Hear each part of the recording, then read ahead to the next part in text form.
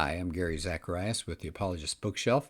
I want to look at another book by John Lennox. I know we did God's Undertaker a while back in another podcast, but I want to look at I guess because I like science fiction and just the whole area of science, I want to take a look at his book called 2084, subtitle Artificial Intelligence and the Future of Humanity.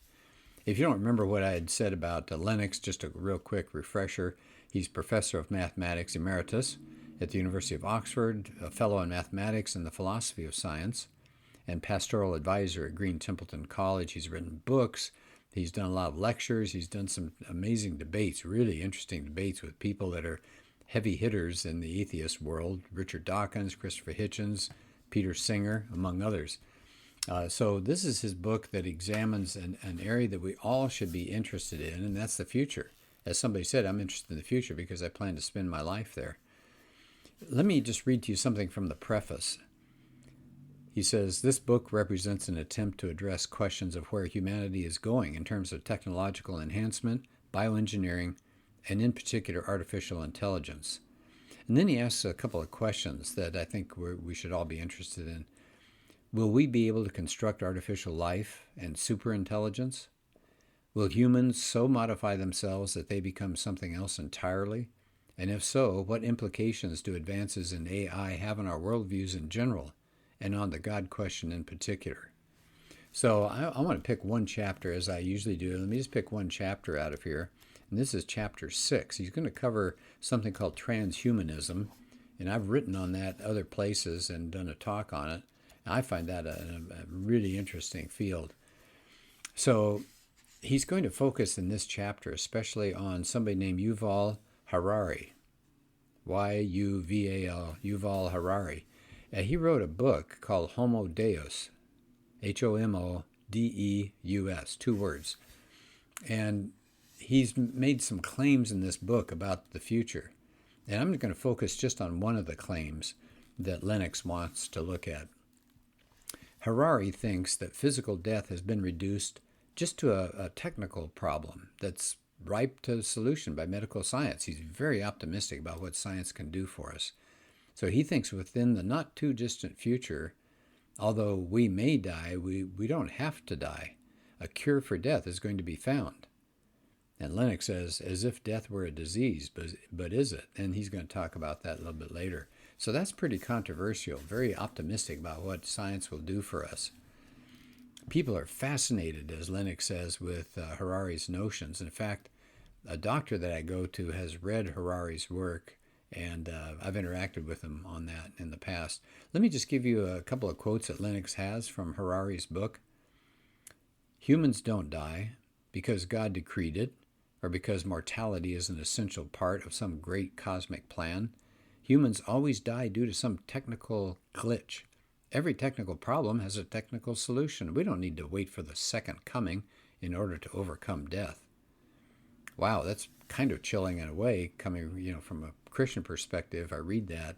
Basically, he's saying you can ignore anything about Jesus or anything outside the material world. We'll do it ourselves. Thank you very much. So he claims, Harari now I'm talking about, Lennox is pointing out, Harari claims that the first major agenda item in the 21st century is going to be a serious bid for human immortality. And because everybody fears death, this is going to really catch fire. And in fact, I did a blog on a book called Immortality, talking about ways that people are so desperate to avoid death. So Harari is going to talk about something that takes us to the area called transhumanism. And that's a project out there that's starting to unfold. Here's what one person said about it. It's their belief, talking about the transhumanists, it's their belief that we can and should eradicate aging as a cause of death, that we can and should use technology to augment our bodies and our minds, that we can and should merge with machines. Now, that's something, huh? Remaking ourselves finally in the image of our own higher ideals. I just want to read that last part again and have you think about that. We can and should merge with machines, remaking ourselves finally in the image of our own higher ideals. You know what they're really saying there is that transhumanists believe that we will make ourselves into the image of our own God. We will become our own God. We can merge with machines. The idea is eventually machines will be able to capture our thoughts and our minds, our brains, whatever you want to say, put them on a hard drive someplace, and then the body can go, but we will continue to live. And here's another person who also argues that transhumanism involves radical extension of life to enjoy pleasure indefinitely. He calls this the hedonistic imperative. And he thinks that over the next 1,000 years, so he's thinking big, the biological substrates of suffering will be eradicated completely, and post-human states of magical joy will be biologically refined, multiplied, and intensified indefinitely. So suffering will be gone, and we'll just be in a complete ecstatic state forever, being post-human. Does that strike anybody as a little chilling? Okay, let me pick up here. Somebody who gives a warning, though, that Lennox quotes here, Leon Cass, professor of social thought at the University of Chicago. He says, for these people that have this wonderful view of technology and how it's going to save us all, he said, we have paid some high prices for the technological conquest of nature, but none so high as the intellectual and spiritual costs of seeing nature as mere material for our manipulation, exploitation, and transformation. He says that we're going to degrade our view of man. So we're going to lose what it means to be human if we get involved in this. Science, oh yeah, this is interesting. Lennox is saying this attempt of using science and technology to upgrade humanity is not exactly new. He mentions Frankenstein. Says that was the attempt to create an artificial human being, but they ended up risking making a monster. And then he comes to more modern times. Lennox says, if you look at the history of the 20th century, that gives you strong support to this idea that you end up with a monster when you try to improve the human race. Here's first example. In Germany, the Nazis thought they could create an Aryan superhuman, didn't they? And they used something they called scientific breeding. Well, that was a nice way to put it, but it would involve killing people that they thought were mentally or physically below their racially pure standard. And that was not good. Then you had the former Soviet Union. They tried to use science to create a new man, they called it.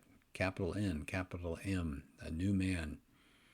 And Leon Trotsky, who headed up the Russian Revolution for a while, man will make it his purpose to master his own feelings, to raise his instincts to the height of consciousness, to make them transparent, to extend the wires of his will into hidden recesses, and thereby to raise himself to a new plane, to create a higher social biologic type, or if you please, a Superman.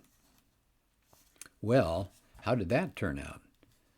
Well, Lennox quotes another person who says, what happened was the best, most honest, and most cultured people were either killed or prevented from having a family, while the worst sort of people, namely those who took part in this idea, were fruitful and multiplied. Okay, so that's not so good either. Likely outcome says if you try to re-engineer humanity, we may be heading toward the extinction of humanity. C.S. Lewis talked a lot about that in a book of his called That Hideous Strength. That's a really good book. It's a sinister scientific institution that's called NICE, N-I-C-E, the National Institute for Coordinated Experiments. And they were going to do all sorts of psychological things. And it says near the beginning of the book, the amoral driving force behind it says to one of the central characters, it's the main question of the moment, which side one's on, obscurantism or order. If science is really given a free hand, it can now take over the human race and recondition it, make man a really efficient animal. If it doesn't, well, we're done. Wow. He goes on to say this in the book. Remember, this is from That Hideous Strength by C.S. Lewis. One of the characters who loves this idea of remaking man says, man has got to take charge of man. Now that means some men have got to take charge of the rest. Quite simple and obvious things at first: sterilization of the unfit, liquidation of backward races, selective breeding, then real education, including prenatal education.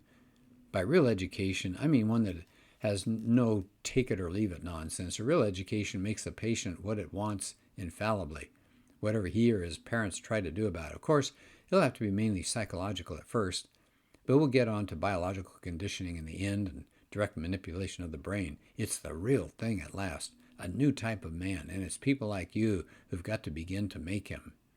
And that ends up a pretty hideous thing there, the conquest of physical death. It doesn't turn out well. Now, that's part of C.S. Lewis's space trilogy. There's Paralandra, that was the second one, and Out of the Silent Planet. And the third one is That Hideous Strength. And it's a powerful, powerful book that was written long ago, but Lewis could see where things were heading. So I will not read any more of the book right now. Again, it's called 2084. It's John Lennox looking at artificial intelligence. And he's not a worrywart. He's not a Cassandra crying about what's coming, but he just tries to look at this honestly. It says the presence of artificial intelligence has become widespread. It says, is it all innocuous? Do we ever consider how the increased incorporation of AI will affect our individual and corporate privacy, the security of our jobs, our political and personal freedoms, and the future of our species as a whole? So he's very fair, and he quotes a lot of people on both sides of the issue. I think you might like it a lot. So John Lennox, 2084. Well, thank you for joining me in this podcast, and I hope to have you return again some other time.